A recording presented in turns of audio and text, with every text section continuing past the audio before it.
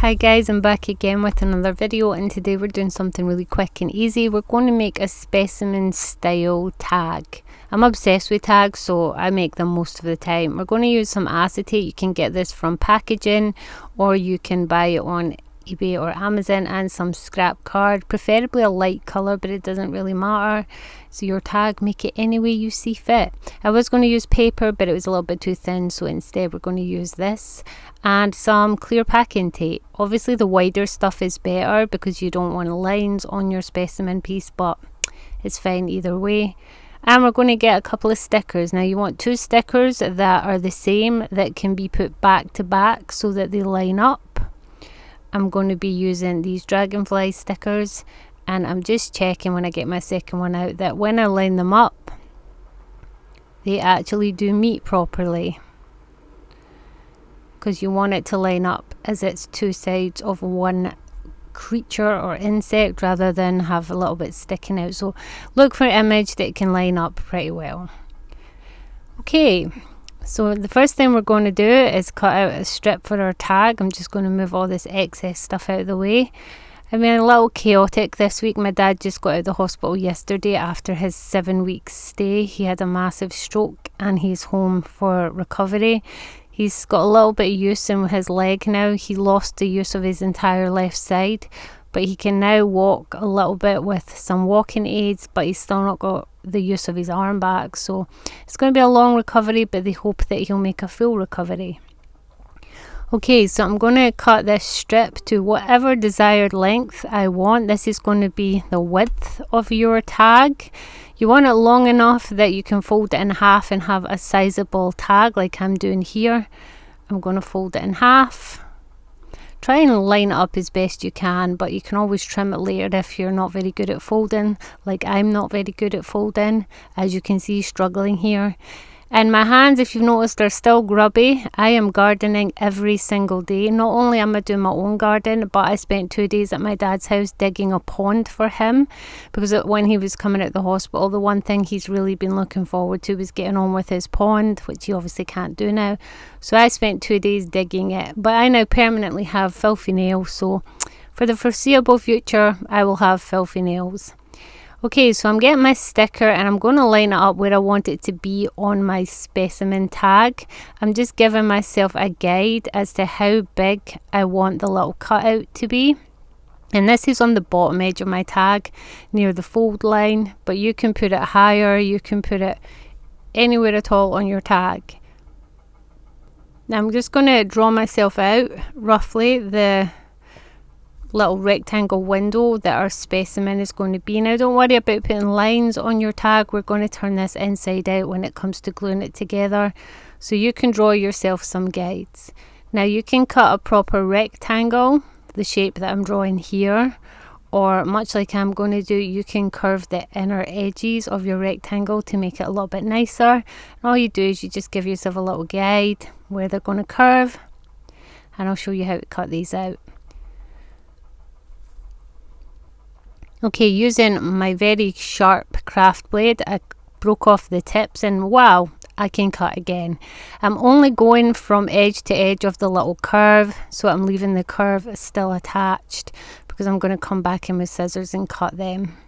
So edge to edge, go over it very gently twice, and you should cut through both bits of paper. And do this when your tag is folded and it will line up perfectly. Just going to cut out that little window there. Have you been doing the May challenge? If not, go and check my videos for the May challenge video. We have it up and running, and we have shown some of last month's craft challenge items on the end of that video. Okay, I'm just cutting roughly out the middle piece just to get it out of my way, just being careful not to cut any of the outer sides. And I was like, how's this bit still attached? I'm a little bit slow. I usually make these videos way too early in the morning, and my brain just does not work. Then I'm going to come in with my scissors and just cut the little curves.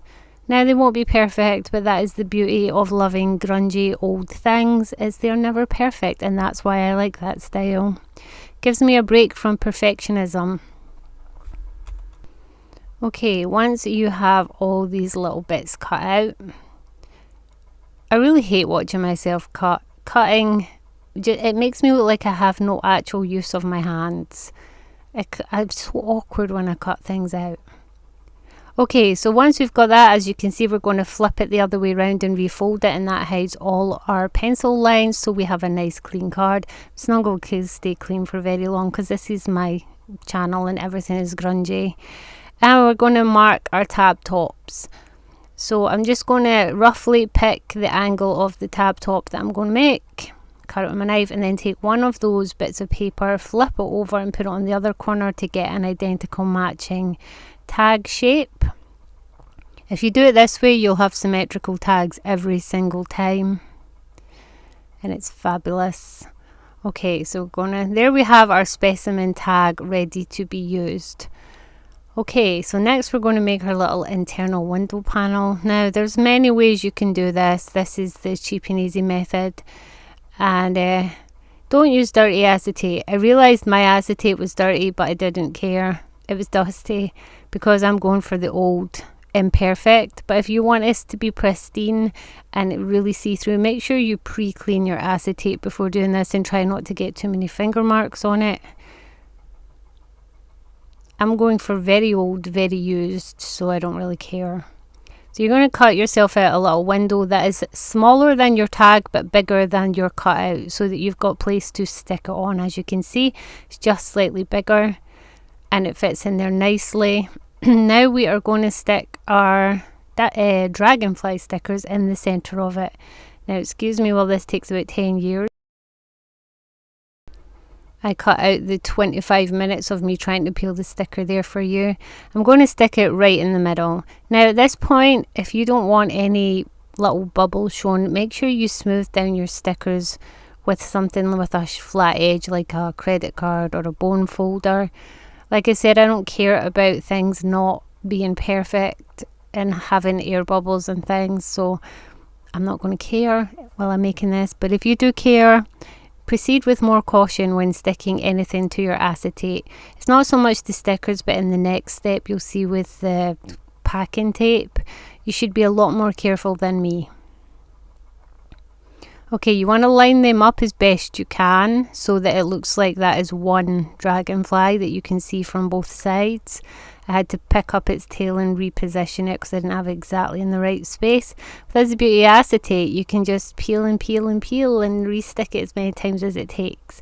Now you could totally leave it like this if you don't mind, but I wanted to cover mine up because adding the packing tape also adds a kind of old layer. When glass is really old and slides have been pushed together and they'll sometimes get air inside them. Please do not watch the mess I make. I tried to cut a strip so that I could fold it over and somehow it split the sellotape. So then I fought with it to cut it off. Me and sellotape are not friends. This is why I rarely use sellotape. I fought with it off camera and decided my teeth were a better option than scissors. So as you can see, when you put your packing tape on, you'll trap a lot of air. I just roughly put it on, but if you want to do it without any air, start at one side and smooth it down with like a credit card. But like I said, I'm going for that old look where old specimen slides that would be pushed together would sometimes have air bubbles trapped and things, so I don't actually care. So now you've got that.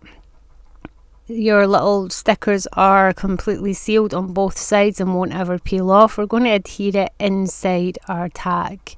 I'm just smoothing down a bit more because there was rather a lot of big air bubbles. And we're going to stick it inside our tag. Now the best way to adhere acetate and vellum is actually double-sided sticky tape. Now until recently I was an avoider of the sticky tape because we know I have peeling trauma. I cannot peel tapes to save my life. So bear with me. I think actually at this point I decided I was going to deal with the staining and the decorating of the tag first, which I am. So I'm going from a vintage photo, and these handy dandy little blending brushes, anything you see in my videos, if you want to buy them, the Amazon link below takes you to my personal storefront where all the things I buy on Amazon for doing these videos, I save them there so that you guys can find them. This blending brush was from a pack of 5 and was really cheap. So I've got 5 of these little brushes, and they work so much better than ink daubers for things like doing the edges and blending. I love them, they're so smooth. So yeah, I'm coming in with my vintage photo and I'm just grungifying. I mean, we all know this process, you've seen me do it a million times, aging my paper. This is great for if you don't have tea stained paper that you're using, or tea stained card. Talking of which, my tea stain video is coming. I've just been so busy. We're renovating our garden. My dad was in the hospital, and my daughter was also getting ready for a con. She does like anime cons, so I had to help her with her costume for the last 2 weeks. So I've been mega busy, and the tea staining is a process that needs space, time, and my clothes rack left out in the middle of a room. So I'm coming to it. I am coming to it. The summer is coming, the better weather. I'm coming to it. Okay, so I'm just going to tea stain. No, see, we're talking about tea stain, and now I've got it in my head. We're going to use our ink to make it look like tea stain. Just grunging it up, just wherever you think it needs it. I like the patchy look. I also make sure I do the edges inside the little cutouts, just so that they also look a little bit worn. And now we're going to pull out our stamps. Now, whatever you stamp on this is totally up to you. Like, I could have spent more time picking much better stamps, but I just grabbed what I had close to hand. This is another recent purchase stamp set, so it was closest to me. It was still sat on my shelf, and this was just from Amazon. Okay, so I'm just picking one. It's just vintage looking and has a plant theme. I thought it would go, so that's what we're going with. And we're just going to stamp that right above our specimen jar. Now, you don't need to stamp both sides of your tag. You could have a front and a back. You could leave part of it on the back with different design, but I'm making both sides look identical so that no matter which way this is inserted into my journal, it's going to look the same either side. Okay, so that was the first stamp I put on. Then I decided I was going in with another stamp. Today was just one of those days. I was a little bit chaotic, a little bit all over the place. You notice I have a pile of buttons beside me too that were in my way. I decided I was going to make a video using buttons and wools for you guys, and the inspiration just did not hit. But somehow I ended up making this. So I will make button and wool something in the near future. I'm just adding my go-to tea stain. If you've noticed, I've added 2 more stamps to this from other stamp sets. So now I have 4 tea stains. And I'm just inking the edges with my vintage photo. Dabbing the edges makes it a lot darker than just using your dauber or your blending brush, and it adds like an extra dimension by making the edges even darker. So I highly recommend this if you like this look. Okay, I think I'm going in with the red. Yep, I really need to buy more colours of ink. I threw away so many inks in the last couple of years, and then started getting back into inks and stamping, and I really need to find some more. I really want a nice sage green colour, and maybe like a muted blue. I need to get on Amazon and have a look at what colours. Okay, so I'm coming in with this little stamp here, just filling in some of the blank spots. Part of this one will be covered later when we put the hole in our tag, but I'm just filling the space and making it look a little bit more oldie worldy by adding in other colours and other elements. That one is like a little ticket stamp, also another recent Amazon purchase. I'm kind of obsessed with stamps nowadays, which is weird because I had stamps for like 15 years and I rarely pulled them out and I rarely used them, and I had like 20 ink pads, and then just a few months ago I cleared everything out and got rid of them all, and now here I am, stamps and ink. It's just one of those things, isn't it? Okay, so I've cut myself a little hole in the top, and we're going to come back to the hole and make some hole protectors later, but I decided I wanted to add another little stamp, so I've got this little number 2 that I'm just going to add in the bottom. I felt like the bottom was a little bit too plain, and I'm just going to overlap the edge and stick it down there. I think it just added something to the wee tag, made it a little more vintage looking. Okay, so now we've got that all stamped up. You can decorate yours in any way you see fit. You can even make these with scrapbooking paper so they're patterned to begin with and make them really pretty ones. We are going to stick in our acetate. Now, as I said before, the best thing for acetate, I'm just going over this with my acrylic block because it just scuffs it up a little bit. It smooshes it down, but it also makes it look a little old and worn because it sort of scrapes the surface of the tape. I'm just making sure it's nice and down. As you can see now, it looks even more aged and damaged because I've scuffed over the edge of it. Okay, we're going to get that stuck in with our double-sided tape. Now, I recently went and bought some more double-sided tape because I was an avoider of tape. And I only had quite thick double-sided tape, so this is a narrower one. I got this from Hobbycraft, which is just their own brand tape, which is pretty good. I've got it in other sizes, that's why I know it's pretty decent. Okay, so we're going to get our tape. And we are going to tape all the way around the edge of our little frame. Now we're going to do a first layer, if I can ever start my tape. Now at this point I remembered I have a handy tool for double-sided tape. The whole point of me buying tape is because of this tool, and I thought I'd lost it. But nope, here we go. This tape is the best invention known to man when it comes to double-sided tape. You stick it down. You can use it to help cut the tape too, but I prefer just to rip the tape. We're going to try not to overlap it anywhere just for easy peeling, and we're going to go all the way around the frame so that it's hidden. We're going to add a couple of bits up the top as well. I'm not too worried about the top of the tag. I'm going to add some glue there in a bit. And then we are going to peel our tape. Now you smooth it down with a little tool, then move stuff out of the way, girl. Your desk is so messy. Then you use the very corner to peel the tape. Do you see that? That was like smooth like butter, as said by BTS. Just slide in smoothly. It just comes off. Like, this has amazed me in the last few weeks. This is why I now have bought double-sided sticky tape, because this is kind of fun. So anyway, it takes only a few seconds using this handy dandy tool, now that I've figured out how it works, to peel off. I mean, look, that's mesmerizing to me. Like, there's something satisfying about that. I don't know why. It's very satisfying to watch. We're going to center our little dragonfly on top of our sticky tape. Now this is going to cover up a lot of our sticky tape, so we're going to give ourselves another layer of it. This is going to secure our tab together and also secure the acetate, so it will not be going anywhere. Just going to give ourselves another little border. To be honest, it was just an excuse to use my little tool again because I forgot how much fun it was, and after doing that I wanted to do it again. It's very satisfying. It's like peeling wallpaper when it comes off easily. Do you enjoy that? I enjoy that when it just comes off so easy and you just get to put the scraper in, just whoosh it off. This is the same satisfaction, guaranteed. Okay, so we're going to peel off this sticky tape. It looks very grubby inside my little tag, and I should have cleaned my mat before I was doing this, but I deliberately don't clean my mat when I'm using things for grungy projects because it just adds to the dirtiness to the outside of my tag. The inside, nobody's going to see. It can look like a hot mess. No one cares.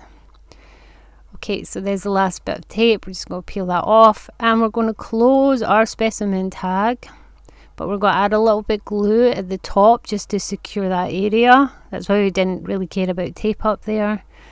Just using some UHU glue, and then we're going to close it, and we're going to smooth it all down, stick that tape together, stick it all, and voila, it is permanently sealed with our little dragonfly in the middle. Now, if you're like me and you're not very good at lining things up, you might have to trim some edges. I always have to trim things, always. It's just part of the process of me making anything. Just check all your edges, trim anything off. No one will ever know that you can't fold to save yourself. And then we're just going to touch up those areas that we trimmed off with our ink pad and just go around the edges again, give them another little smattering of our ink. And it's looking freaking cute, might I just say. It's not really got anywhere to journal on, but sometimes we just want to put cute stuff in our journals just to make them cute. Okay, I'm using this scrap paper now to make my hole protectors. Now for a hole protector, you just need 2 circles, a normal regular punch like this. You want to punch some scrap paper, And then if you don't have a second hole punch, you just want something circular that you can draw around them and then cut them out. Hole punches are my best friend. As you can see, they're so cute. I love making these nowadays. These are my favorite thing to make. I don't know why, it's such a random small thing, but I love making weird hole protectors, especially out of patterned paper. Okay, so I'm going to stick them on with the UHU glue. Just a little smear like that, get glue all over my finger, which actually works in my favour when it comes to inking in a minute. You'll see why. Glue the back one on. Let's get that stuck on there. Now I don't even line these up properly. Now while it's still wet and there's some glue residue, that's when I usually like to go over with my buffing like blender, because it will stick more to the glue than it will to the paper and make it look dirty and grungy, like it's seen some days, it's seen some things. It's got a little bit of trauma in its life. It's carrying the scars of that trauma, and it's looking good, looking good. Okay, so now the only thing left to do is add some string. Well, technically that's a lie, because I'm also going to curve the edges in a second. But for right now, if this is where you wanted to stop, you would just add your string. Like so. You want to take yourself a length of string, twice the length that you need. Fold it in half. Push the loop through the hole. Pull the two ends through that loop. And pull it tight. And there we have a tag, which is so super cute. This would look cute, just slid into a pocket. But I'm going to curve the edges because, you know, that's just something I like to do.